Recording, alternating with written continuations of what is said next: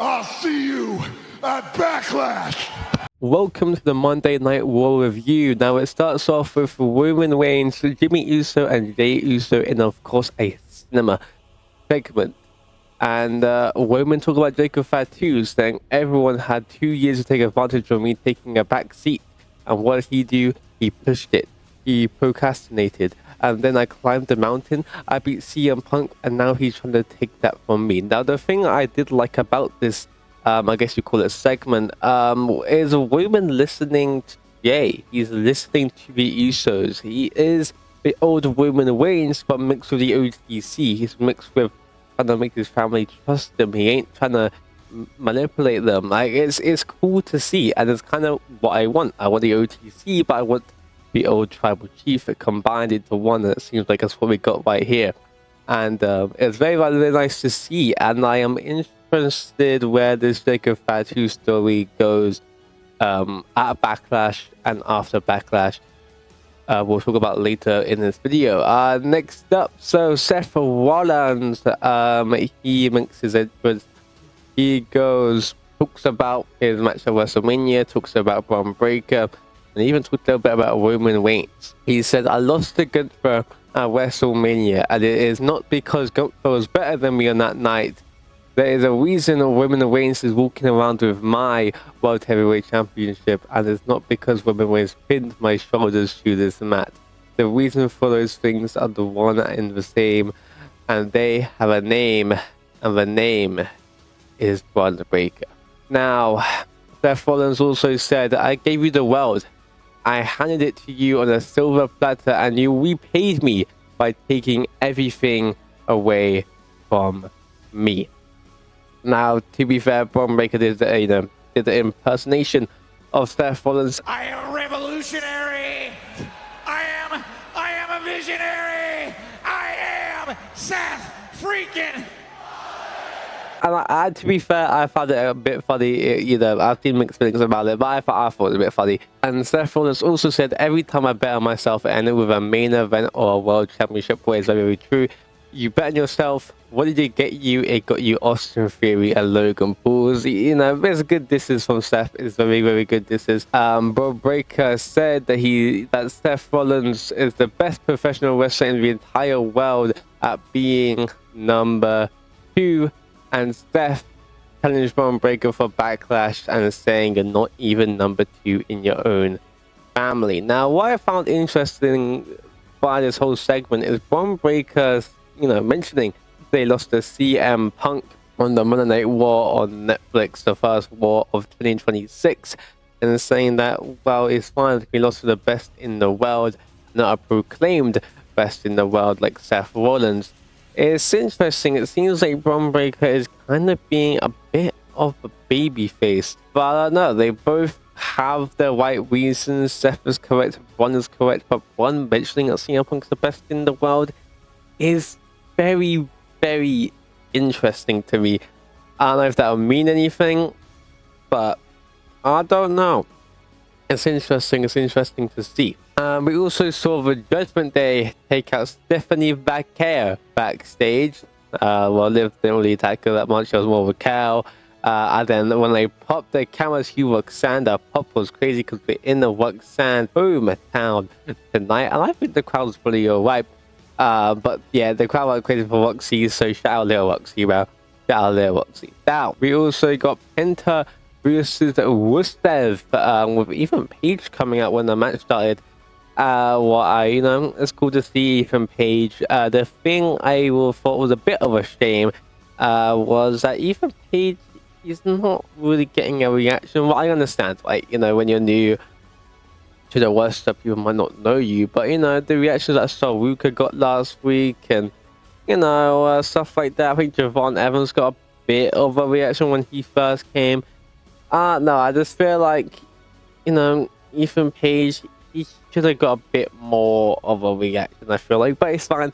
Like Ethan Page will work his way up. I don't think he'll beat Penta for the IC title yet. I do think Javon will be the one to beat him. But you never know. Maybe Ethan Page will. You have no clue. Maybe he's next for the IC title. Now, Penta vs Rusev as a match, I think it was pretty solid. I can't lie.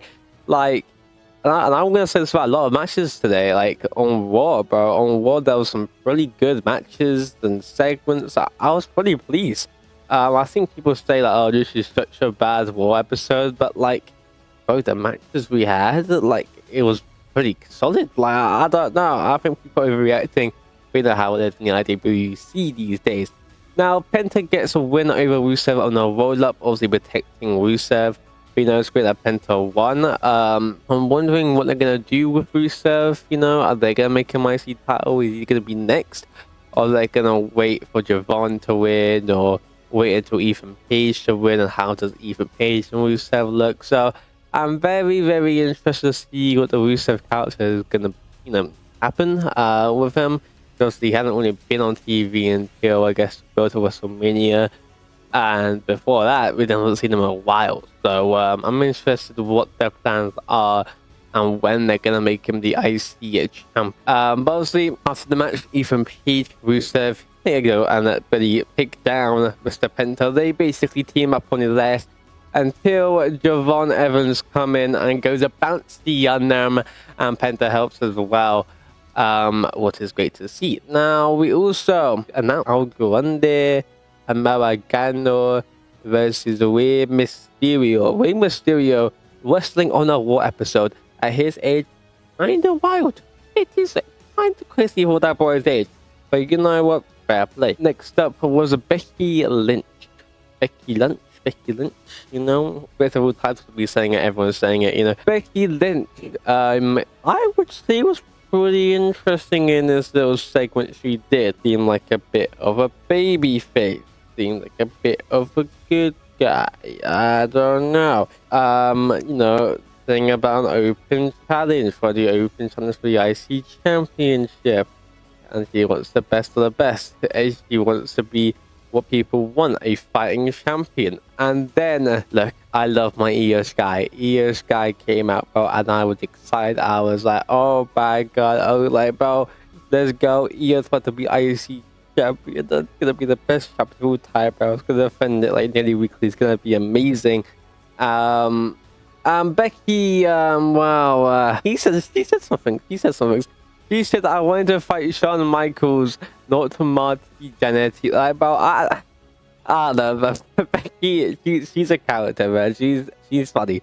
And obviously, Becky, she wanted to run away. IYO slapped the taste out of her damn mouth. But then Mr. Boldman, Adam Pearce, came out and made it official for right now. And then, bro, the match was incredible, even during the ad breaks. Obviously during the ad breaks, if you're in certain countries, you can see the match.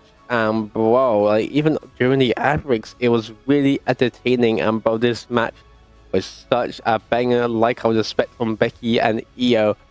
I just, you know, I wish the match was longer, and I wish there's no interferences, but I'll talk about it in just a second. But what I do want to mention is Michael Cole. He said in a Rhea Ripley's farewell last week to Monday Night Raw, IYO and Rhea knocked off the Kabuki Warriors, and Asuka's still bitter about that. Mention the Kabuki Warriors, don't mention Kairi Sane. But yeah, Becky Lynch retains her IC championship over IYO SKY with an assist from Asuka. Now look, this storyline, it doesn't work. It doesn't work anymore. It doesn't. Okay, the main character of that story is Kairi Sane. But yeah, after the match, there was "We Want Kairi" chant. Of course, it was very, very loud. It was the only "We Want Kairi" chants we had during the whole show. I don't know, but no, it was very, very loud at least. What happened? They lowered it. They made it more quiet. They lowered the crowd down. But Asuka did not seem great. She seemed pretty sad, or I'm not too surprised. But, you know, I just hope Kairi comes back soon. Now, Mr. Joe Hendry with his little concert. Now, I thought the concert was, I don't know. I thought it was pretty funny. I thought it was pretty entertaining. But yes, he's now signed to War now. I don't know how to feel about it. I feel like SmackDown needs a bit more people. I feel like War's taking everyone, but okay. They also talked about firing Logan Paul. Paul,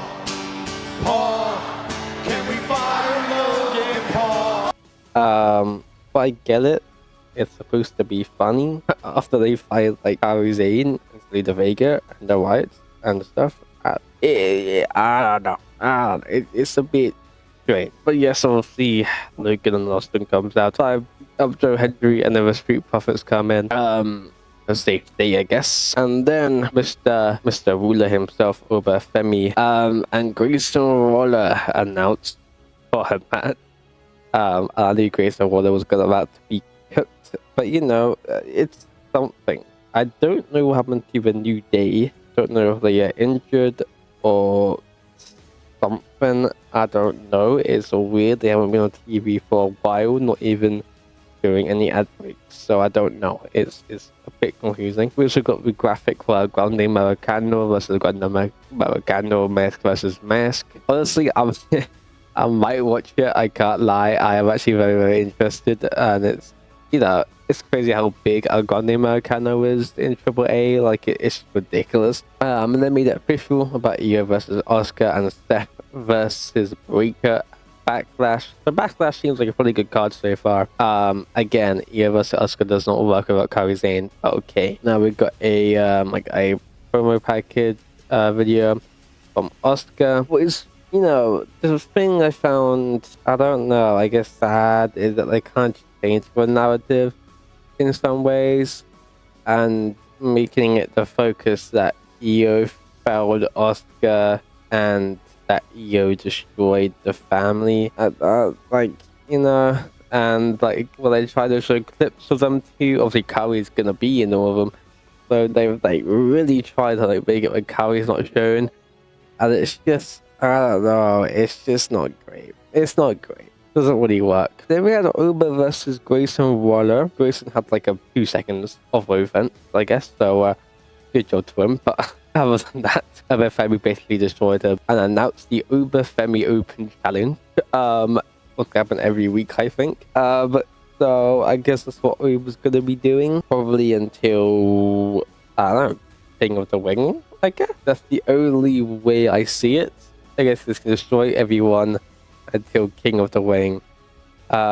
Maybe he'll lose one of the matches, but I massively doubt so. I don't know, I think it'd be cool to get Uber versus Omos or something like that. Uber versus IYO SKY. I don't know, there's a lot of different matches they could do there, I must say. Uber versus Javon.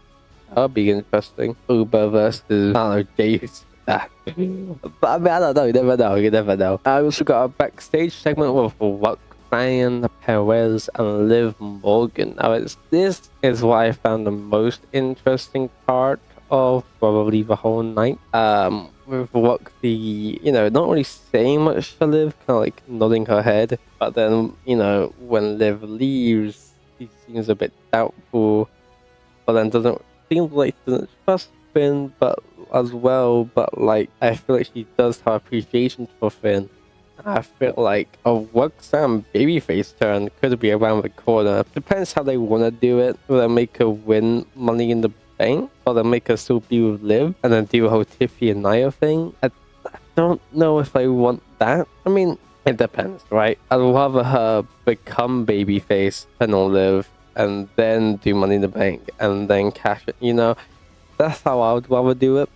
But if it's the Tiffy and Nia thing, then I don't know. But I definitely think Roxy Loki could beat Liv for the title. It's gonna be crazy. That means she skipped the mid card, so I'm happy with that. You know, I watched Roxy when she was in NXT. I didn't watch the whole career, but I've watched like her second title reign, and it was pretty good. I really enjoyed her. So I think it'd be interesting seeing her as babyface. I wanted her to be babyface before, but she was great in the heel, so. Makes sense, right? But I felt a bit of a babyface Roxy in this episode, and I found it pretty interesting. Obviously, after Stephanie Vergara attack, Michael Cole said now, yeah, Stephanie Vergara has a second-degree AC sprain in her shoulder and could be out for a bit. I don't know if this is just like storyline injury or actual injury. I don't know. I imagine it's a real injury because they were putting up Liv versus Stephanie Vergara for probably Backlash. Liv versus Stephanie Vergara never going to get their 15-30 minutes of shutdown. They are, I don't know. Will they continue to like SummerSlam? I don't know. I mean, I might just have to be back way before then. Then with the tag team match of Lyra and Bailey versus Roxanne Raquel that we've seen about a billion times. Now Roxanne's hometown is showing a lot of love to Roxanne. I'm kind of surprised they came out with the Judgment Day music. Problem play with Roxanne's music. Also, no Dom. Dom's disappeared. Where's bro at? Oh no. But yeah, Roxanne won the match for a Liv Morgan distraction. The match was pretty solid. It was okay. But you know, it was great to see Roxy get loads of cheers and stuff like she should be getting every week, in my personal opinion. But yes.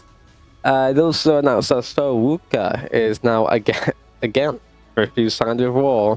Because Raw's taking everyone, bro. Netflix wants everyone. Roman Reigns and Jacob Fatu segment. Roman Reigns talking about how they made this secondary title for him. You know, well, I don't think it's a secondary title, but you know what I mean. And, you know, it was take away his shine, and, you know, but it never worked. There's an old saying that a title doesn't make the man, and the man makes a title. And that's exactly what Roman's done with the strap. And he put it in the main event. He put it in like 2 of WrestleMania and made his title relevant. Now you can be proud of this title. So I mean, it is very, very true. You know, like he, you know, the title did not see like 2 of main event at WrestleMania before. And that's been a fact. There's only been night 1 of. I mean, it hasn't even been night 1 of WrestleMania. It's been like 1 of SummerSlam, that's something. But yeah, no, it literally only has been one. Yeah, no, he was in fact, you know, perfectly. Now, Roman obviously disrespecting Jacob and saying that he cannot, you know, he can't face him. And just give him a match. That'll be a bit of a nepo baby thing to do.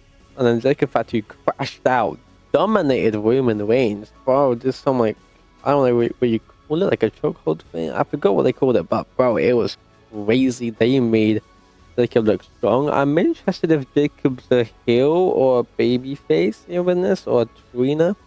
So the crowd loved Jacob at the start. Jacob was, you know, was saying about his family, about wanting the money and stuff like that. It makes sense. Then after the domination, the crowd started booing him. I don't know, Jacob, because women does have a reasonable reason. Jacob does as well, but then again, he could be facing Cody, but I guess he's basically saying that women give him more money. So I don't know. Obviously, I don't know. I think women should win. Jacob is a world champion. I don't mind if that happens this year. I think that'd be really cool. But maybe after Cody or something. I don't know. But I want women to obviously stay as champions. So women versus Uber, SummerSlam. You know how the drift goes. But then women says this. You want me at Backlash? I'll see you at Backlash. So yeah, it's official. Women versus Jacob at Backlash. I don't think the segment was that long, personally. But yeah, it's gonna be interesting to see how it plays out.